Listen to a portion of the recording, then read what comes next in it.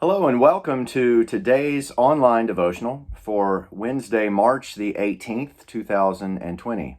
Today's devotional has been brought to you by Keith Memorial United Methodist Church. I want to thank Andrew again for selecting some passages for us to read and reflect on prayerfully together today. And our scriptures for today are a wealth of wisdom and encouragement. And I hope that you will read these through, talk them through with some folks maybe who happen to be with you in your home, or maybe those with whom you are connected in other ways. The scriptures are from the Psalms, Psalm 133, from Paul's letter to the Romans, chapter 12, verses 1 through 5. And then the gospel reading for today is one of my favorite gospel stories. It comes from John chapter 13. The first 17 verses. And this is the story that John tells of Jesus washing his disciples' feet at the context of sort of their Last Supper together before he goes to the cross. This is one of my favorite stories for a lot of reasons. One is John is the only one who tells us this story. It also points out that Jesus, on the night before he went to the cross for us, is more concerned with showing his disciples his love for them than he is expecting any sort of expressions of love and support and devotions from them. He wants to serve them in this way, and he does assume the posture of a servant.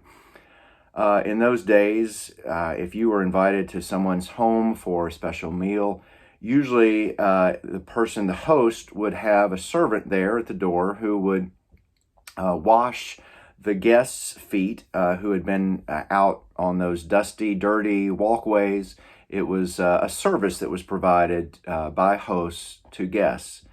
And so Jesus, when he assumes this posture of a servant, washes his disciples' feet, he sort of reverses the roles that we might expect of him.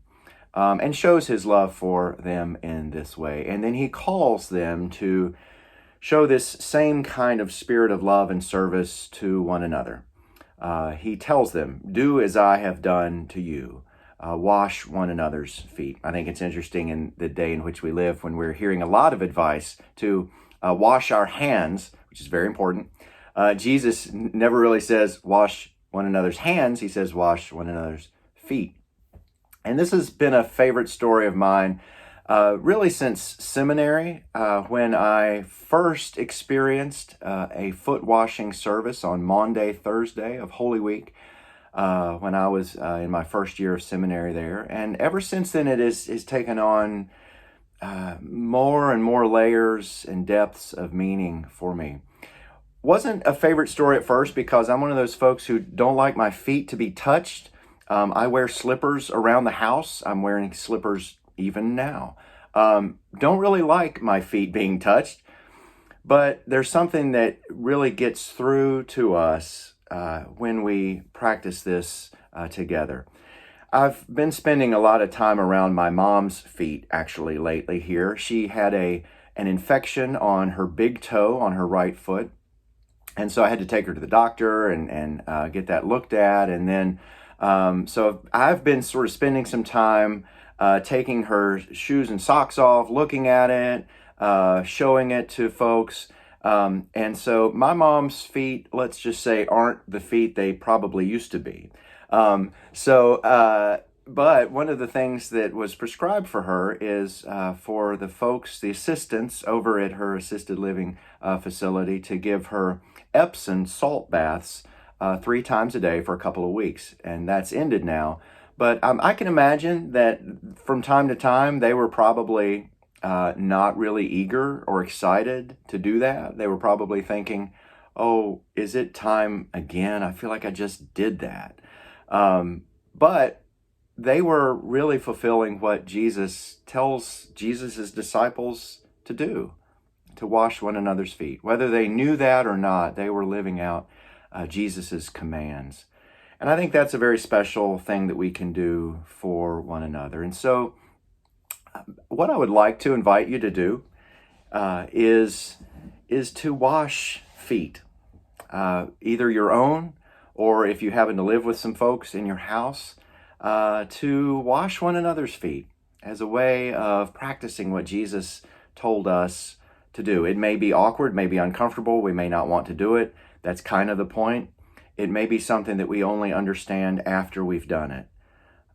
But I'd like for us to invite, using certainly clean hands and if you want to, gloves. But I remember when we had a foot washing at Keith Church years ago when I was the associate pastor, there was a mom who said she was very touched by this service. She said she hadn't touched her grown daughter's feet since she was a little girl and she was giving her a bath, and how meaningful it was for her to do that again after all these years. And then that same daughter saying that how meaningful it was for her to wash her mom's feet, who had washed her feet so many times. So I pray that this might be a blessing to you as you do this for your own feet or for one another's feet. That it might be something that the words of Jesus in this story, which is that you don't understand what I'm asking you to do now, but later you will understand. And that if we know these things and that if we do these things, Jesus says in verse 17, we will be blessed if we do them. So let's continue to keep one another in our prayers. Let's keep our local community in our prayers. That's the prayer focus for today.